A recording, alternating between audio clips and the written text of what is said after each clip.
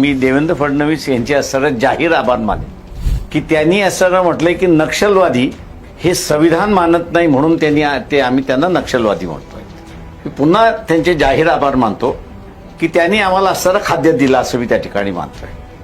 1947 साली RSSनी लेखी ठराव कुठंच नाहीये, त्यांची लिहिण्याची पद्धत नाहीये, कारण का त्या सगळेजण अशिक्षित आहेत असं मी त्या ठिकाणी मानतोय.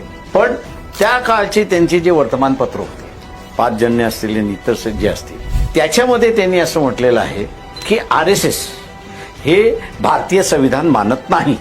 तेव्हा आता त्याच वर्तमानपत्राला आधार घेत आम्ही असणाऱ्या देवेंद्र फडणवीस यांना विचारतो की त्यांना तुम्ही नक्षलवादी म्हणत असाल तर तुम्ही नक्षलवादी आहात की नाही याचा खुलासा करा. Logic should be same. बरोबर. नियम सुद्धा सारखे असले पाहिजे. ते संविधान मानत नाहीत, मी 100% मानतोय.